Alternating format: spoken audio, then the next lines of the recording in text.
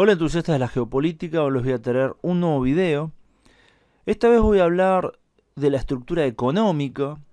Previamente había hablado de las nuevas clases sociales, entre las cuales había caracterizado a los fritters. Este conjunto de trabajadores generalmente jóvenes, precarizados, que si bien comparten características con otros miembros de la clase trabajadora, tenían también grandes diferencias, como justamente no durar mucho tiempo en un trabajo, no tener acceso a la vivienda, no tener acceso a una vivienda propia y muchas cosas más. Hoy en particular voy a hablar de otra manera de ver esta cuestión de las clases sociales y voy a hablar justamente de un grupo que podríamos denominar los empresarios del yo. Esto más bien es una mirada y no una caracterización basada, por ejemplo, en el nivel de ingreso, en la tarea realizada o en su relación con la propiedad. Hoy tenemos que la ideología hegemónica se empeña en extender la lógica de la competencia de mercado a todas las áreas de la vida social, de manera que, por ejemplo, la salud y la educación, o incluso las propias decisiones políticas como puede ser votar, se perciben como inversiones realizadas por el individuo en su capital individual. De este modo el trabajador ya no se concibe meramente como una fuerza de trabajo, sino como capital personal que toma decisiones, entre comillas, de inversión, buenas o malas, a medida que pasa de un trabajo a otro, y aumenta o disminuye su valor de capital. Esta reconceptualización del individuo como un empresario del yo significa un importante cambio en la naturaleza del gobierno, un alejamiento de la pasividad y reclusión relativas a los régimen disciplinario. Uno podría tener esta mirada de Foucault con respecto a la escuela, la fábrica y la cárcel, pero también se aleja de lo que fue el estado de bienestar. Entonces la pregunta sería, ¿cómo se puede gobernar individuos que se conciben como agentes autónomos de elección del libre mercado, es decir, como empresarios del yo? El gobierno se ejerce entonces a nivel del entorno en que la gente lleva a cabo sus decisiones aparentemente autónomas. Ya los riesgos no son tomados por las empresas o por el Estado, sino que al revés. Estos son externalizados hacia los individuos. La protección se vuelve condicional y ya deja de ser un derecho, y se vincula a los individuos cuyo comportamiento queda así abierto a la evaluación, algo que es muy importante. Para la mayoría de las personas, ser un empresario del yo remite a la capacidad del individuo para enfrentarse a los riesgos de la externalización sin tener el poder o los recursos necesarios para hacerlo de manera adecuada. A medida que los individuos se vuelven más pobres porque bajan los salarios, por ejemplo, y la protección social, el sistema actual les ofrece compensación mediante la deuda y el reparto de acciones.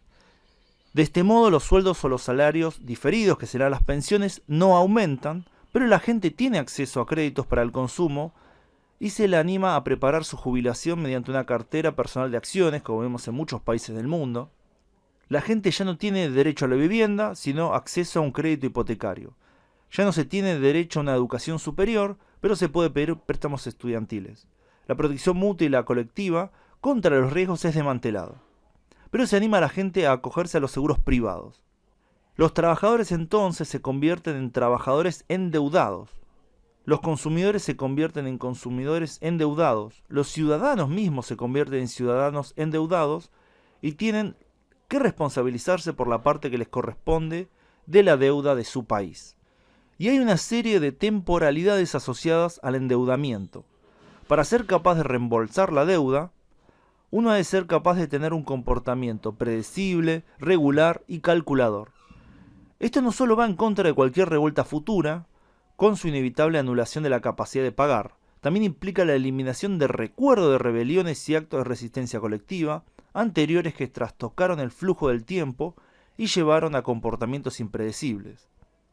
Este sujeto endeudado se ve constantemente expuesto a la inspección evaluadora de los demás, estimaciones individualizadas y cumplimiento de objetivos en el trabajo, clasificaciones crediticias, entrevistas individuales para aquellos que reciben beneficio de créditos públicos, etc. El sujeto se ve así obligado no solo a demostrar que será capaz de pagar su deuda, sino también a demostrar las actitudes correctas y asumir la culpa individual por cualquier fracaso.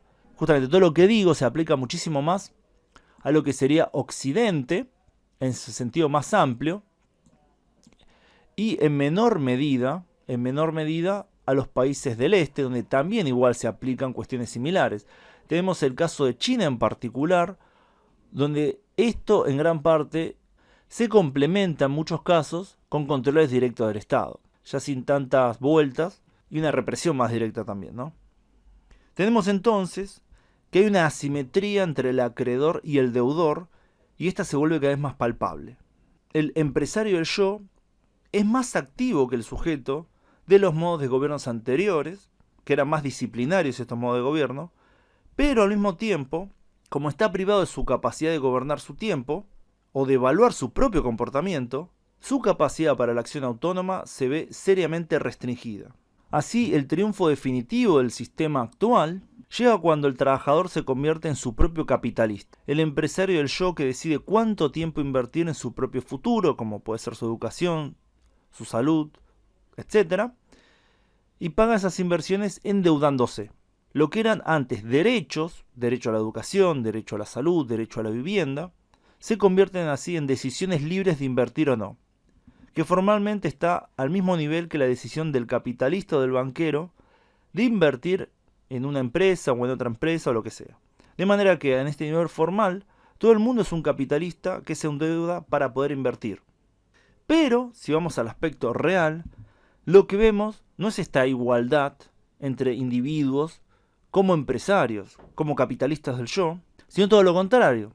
Tenemos que la realidad del acceso al capital, tan diferente entre los capitalistas de verdad y estos supuestos capitalistas, estos empresarios del yo, lleva a una nueva forma de servidumbre, que es lo que podemos ver en muchos países, no solo del tercer mundo, sino también del primer mundo, donde los ciudadanos endeudados terminan siendo mucho más fácilmente sometidos que en otras épocas, cuando tenían por lo menos la capacidad de decidir qué hacer con su tiempo, qué hacer con su vida, sin estar bajo el peso constante de la deuda.